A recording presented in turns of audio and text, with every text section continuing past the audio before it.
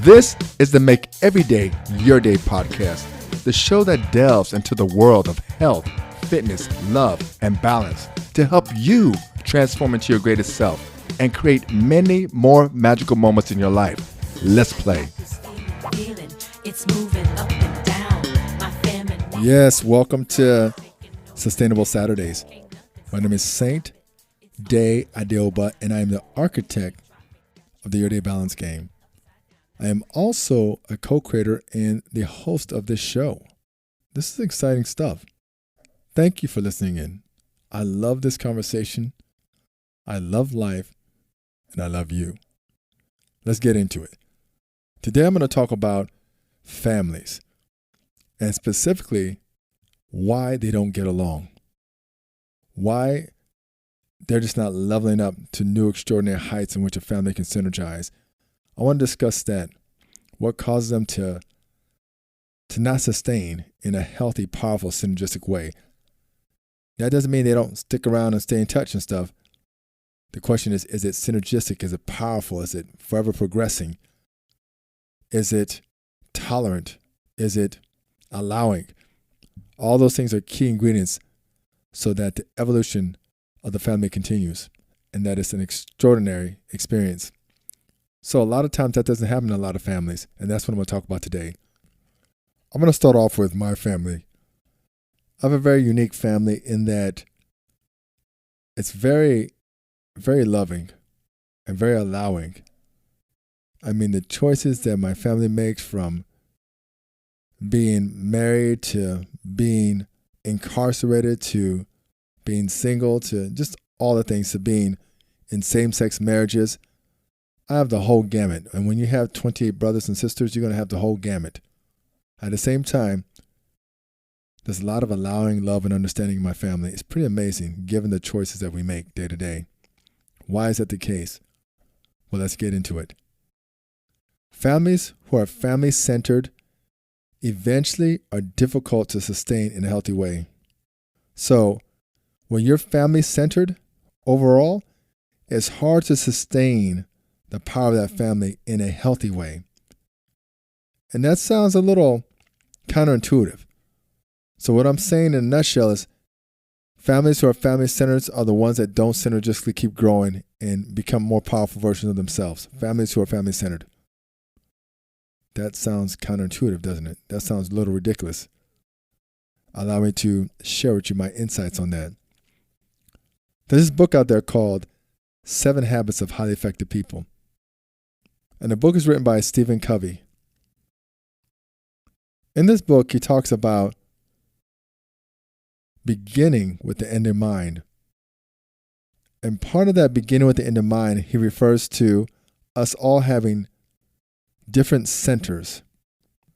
Now, that's a very powerful word, because when it comes to the YourDay Balance Game, we say it's this: it's a health and fitness platform powered by love and balance. Then we go further on to describe balance as returning back to your center, moment to moment, as you move through life. That's not the complete definition, but I'll tell you the complete one in a second. Nevertheless, it's learn how to return back to your center. That which returns back to its center balances itself out. And when you can consistently balance yourself out, you tend to sustain longer. So if that's what you're up to, it's time for you to understand what your balance is and what balance is overall. Back to what I was saying. In the book, Stephen Covey talks about many different centers we have that governs us through life. I like to call it the 4 governors. That's not what he calls it. That's what I call it. Those 4 governors are, it's like a compass: north, south, east, west.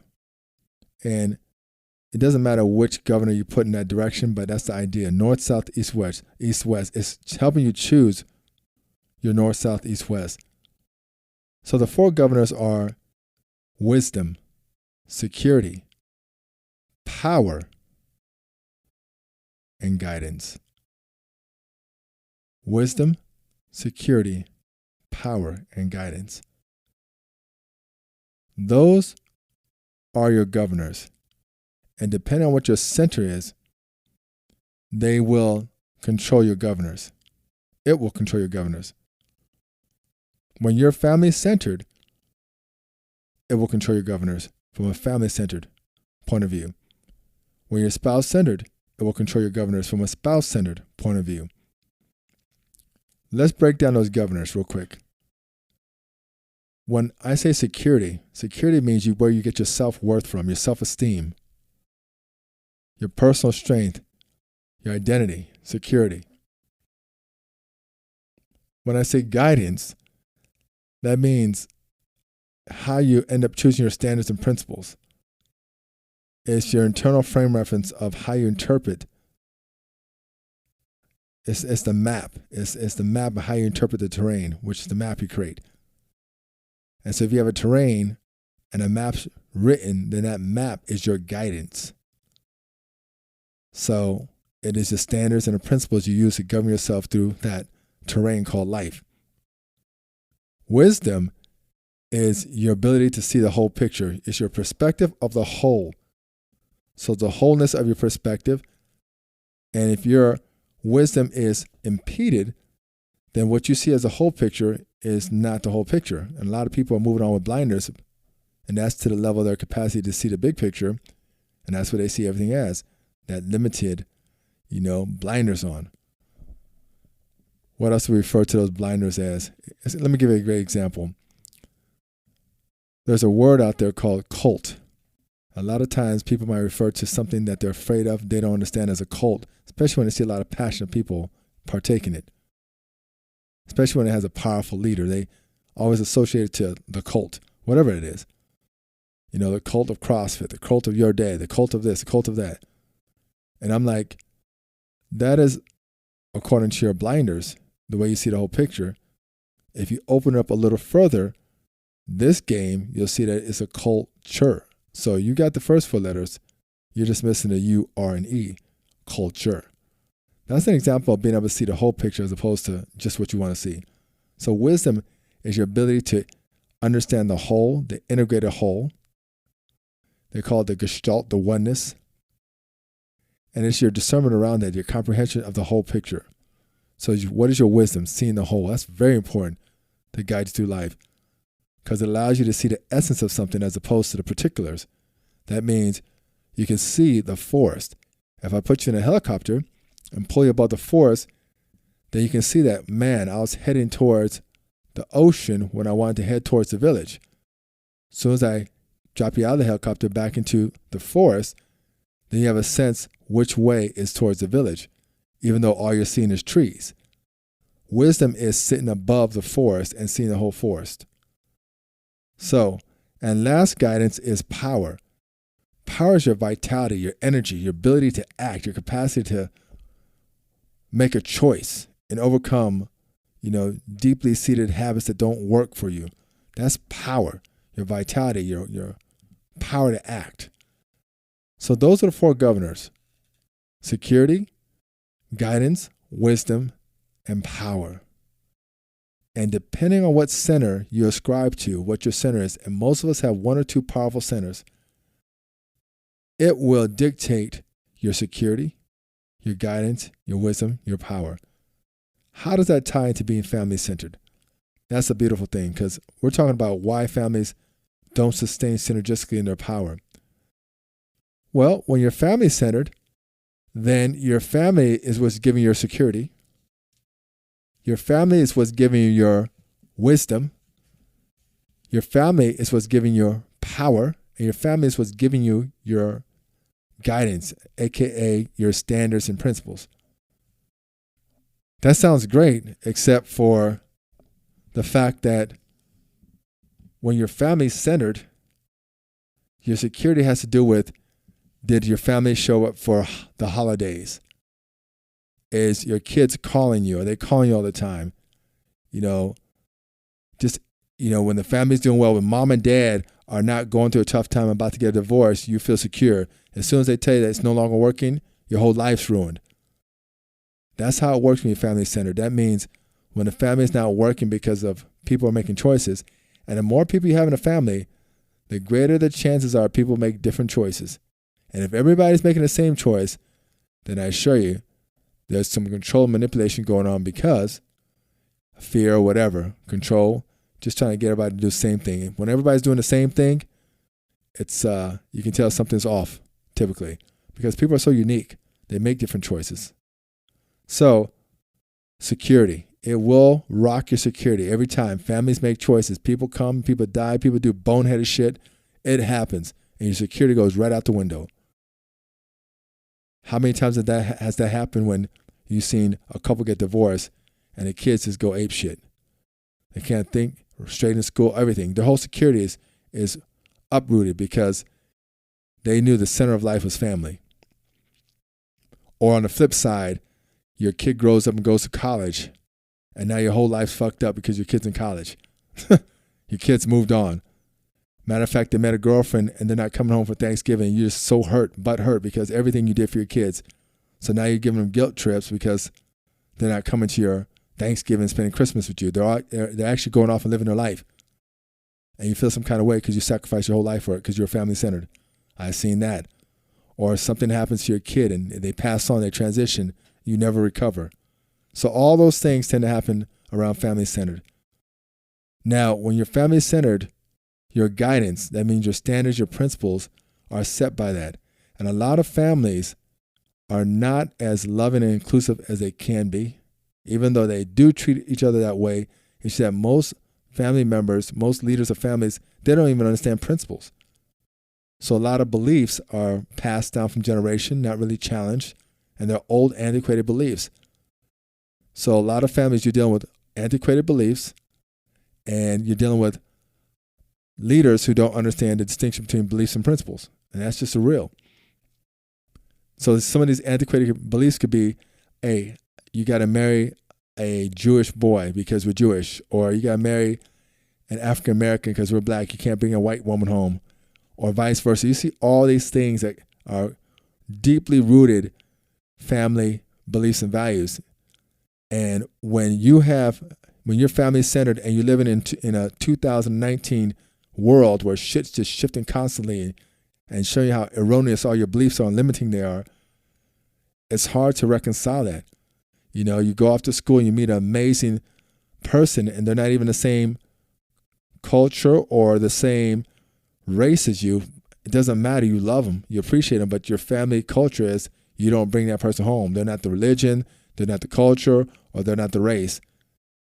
And there's no space to understand, allow your heart and your expansion and growth to show you that, no, it's bigger than that. So that's what happens when your family is your guidance and they're limited in their perspective and belief. And then shit breaks down. All of a sudden, you're choosing this new person over your family. It's a big mess. Or your parents are trying to control your situation. So that's another thing that happens when you see families who are family-centered. So that's guidance. Then wisdom, we're saying wisdom is the whole picture. You can imagine how they see the whole picture of oneness. The only oneness is that it's all about family. It's like, and so what if what I'm up to doesn't align with the family? What if I want to go to a different college and the family always went to this college? What if the family is in this religion and I want nothing to do with that religion? That happens a lot. You're like, that. I'm choosing my own religion, my own spirituality. I might not even want religion. So all those things erode when your family taught you that it's wise to follow this religion because this is what has helped the family stay together this long. And you're like, you are not interested in that religion. You're clear that doesn't sync up with who you are, and you're interested in exploring different cultures. So all of a sudden there's this big cataclysmic divide because you're choosing, you're exploring, you're being bold. So families who are family-centered, a lot of times it doesn't give space for that new choice, that boldness, that going against the norm. Yeah, it doesn't, without a lot of judgment and feeling ostracized. Last, we said, if you're family-centered, it's your ability to act power and powerfully move forward. So your power comes from it. I always said your power is your ability to choose or rescript beliefs. So you lose a lot of power when your family is not on the same page. And that happens a lot. Somebody might move away, kids might go against the grain. So a lot of things happen. then power loss happens because your power comes from the family being together, and when they're not, you lose your power. And sometimes old shit gets disrupted, old beliefs, old patterns. And I mean, this new generation just ripping through old beliefs constantly, dispelling them as false bullshit. So a lot of the times, if you're family-centered, you'll lose your power. Or, for instance, if a couple has a kid and the kid passes in a car collision, then, they don't even want to get up no more and go to work, or they don't want to do anything. Their power is gone. They can barely get by. So when you're so family-centered, you tend to lose your power when the family is not what it was anymore. You see it all the time. You work so hard to raise a family, send them to college, and make sure everything's paid, and all of a sudden they all grow up. You got no one else to pay for college. You're getting married. All those things, and your power to be clear and have purpose just goes away because they're moved on. Maybe you move on to children now and find your power in the children. It's just a lot of codependency going on when you're family-centered. And your power goes up and down because families oscillate. There's too many dynamics when it comes to family. So I gave you one example of being family-centered. And you could be spouse-centered. You could be work-centered. You could be church-centered. You can be a lot of centers. However, all those centers, I will tell you this, will lead to not being sustainable and eventually breaking down for the long haul until you understand that it's principle-centered. So in order to get a family that's very dynamic, very powerful, forever progressive, and we're not saying perfect, you do not want perfect. You want progress. You want to find those areas, find those holes, find how you can improve. That's what makes life exciting and dynamic. So a family that has that excitement, that dynamic, that synergy will be a family who's led by a principle-centered leader. And that's the most powerful center, is principle-centered. That means this person can demonstrate, can articulate, can explain principles to you, can show you how they've aligned to it in their habits, in their art form, which we refer to as habits, art, actions, relationships, and thoughts. They align with what they understand. You can hold them accountable to it. When that starts happening and the family is led by a principle-centered leader, then you're setting yourself up to have an extraordinary family that keeps knuckling it up, keeps kicking ass. So right now, we have a big family, and my father's not leading it. So the one who has the most power to lead his family is myself, and I'm coming from constantly pushing the envelope of love. And right now, what I'm seeing in my family is just nothing shy than a lot of love. And I really attribute that for my father. He really set that bar in motion with how he loved so many, so consistently, as no respecter of person. Everybody was treated equally.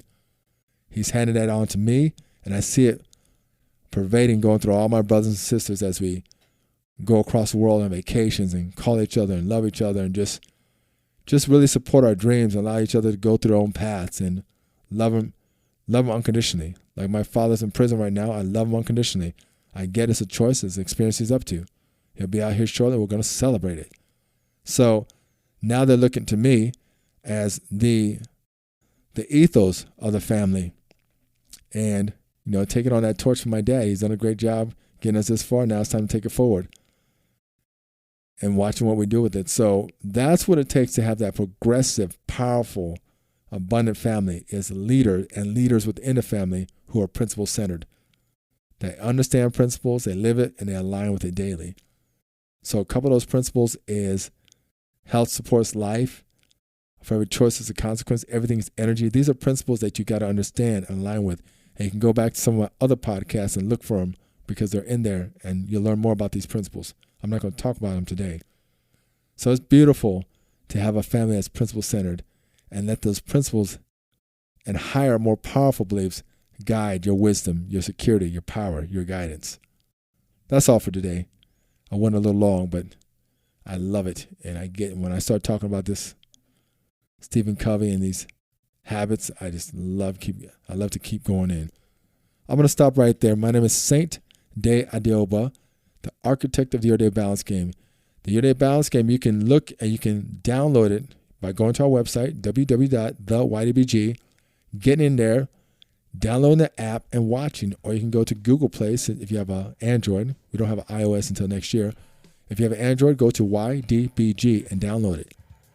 Start watching, start a balance chart, start making those deposits into your emotional bank account so your trust goes up, you feel more extraordinary, and keep listening in. This game is cutting edge. It's in the trenches, and every day we're bringing it to you real and live, real shit. That's all for today. Have an extraordinary day, and remember, make every day your day.